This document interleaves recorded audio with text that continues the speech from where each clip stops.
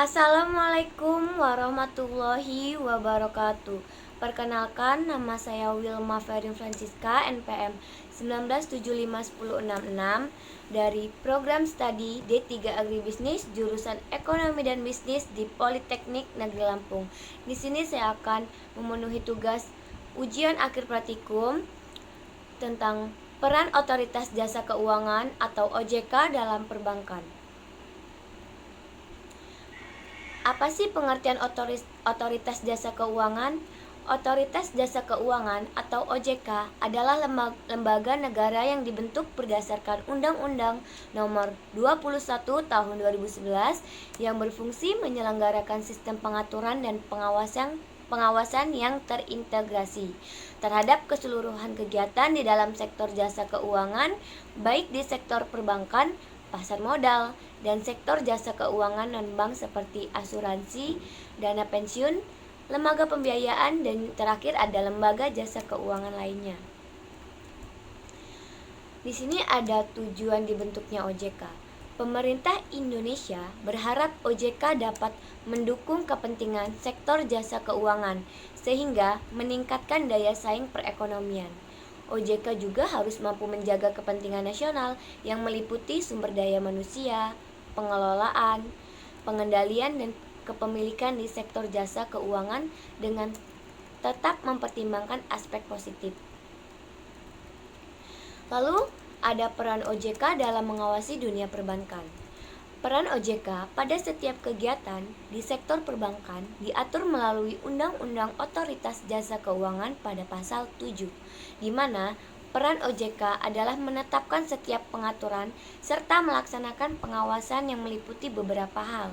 Apa saja sih cakupan yang menjadi bagian dari proses pengaturan dan juga pengawasan yang dilakukan oleh OJK?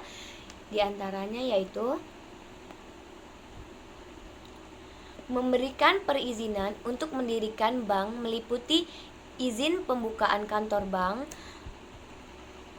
anggaran dasar, perencanaan kerja, kepengurusan, kepemilikan, merger, sumber daya manusia, pencabutan izin usaha, konsolidasi, dan juga akuisisi bank. Lalu yang kedua ada mengawasi kegiatan usaha pada bank yang meliputi penyediaan dana, sumber dana, aktivitas pada bidang jasa, serta produk hibridasi. Acuan dasar yang digunakan oleh Otoritas Jasa Keuangan pada pengaturan dan pengawasan kegiatan bisnis bank agar mengetahui kesehatan bank meliputi beberapa hal diantaranya. Ada laporan oleh bank yang berhubungan dengan kesehatan serta kinerja bank, lalu ada pengujian setiap kredit, ada sistem informasi setiap debitur, standar akuntansi pada bank, lalu yang terakhir ada likuiditas, rentabilitas, solvabilitas, kualitas aset, rasio kecukupan modal minimum, pencadangan bank, batas maksimum pemberian kredit, dan rasio pinjaman pada simpanan.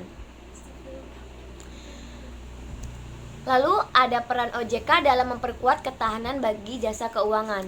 Melalui Undang-Undang Otoritas Jasa Keuangan yang telah ditetapkan sejak tahun 2011, peran OJK secara penuh mengawasi setiap sektor jasa keuangan termasuk juga kegiatan usaha bank.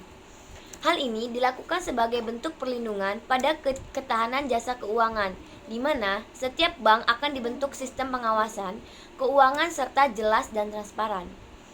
Hal ini juga dimaksudkan agar bank dapat saling bersinergi dan bekerja sama dalam menutup kelemahan atau kekurangan yang ada di setiap sektor keuangan. Lalu di sini ada peran OJK dalam membenahi kekurangan yang ada. Selain mengatur dan mengawasi setiap kegiatan usaha bank, peran OJK juga sebagai pihak yang memberikan edukasi kepada masyarakat umum tentang dunia perbankan. Selama ini, ketertarikan akan jasa keuangan mungkin menjadi permasalahan dan kekurangan yang harus dibenahi. Pasalnya, masyarakat masih belum begitu percaya atau takut pada hal yang berkaitan dengan perbankan. Hal ini juga disebabkan karena kurangnya pengetahuan akan dunia perbankan. Dengan hadirnya OJK sebagai lembaga pengawas kegiatan jasa keuangan, OJK juga menjadi media untuk mensosialisasikan pengetahuan dan dunia perbankan kepada masyarakat luas. Dengan begitu, peran OJK bisa menjadi pembenah kekurangan yang ada pada sektor jasa keuangan satu ini. Sekian dari presentasi saya. Apabila ada kesalahan, saya mohon maaf. Kepada Allah saya mohon ampun. Saya akhiri. Wassalamualaikum warahmatullahi wabarakatuh. Waalaikumsalam warahmatullahi wabarakatuh. Aduh.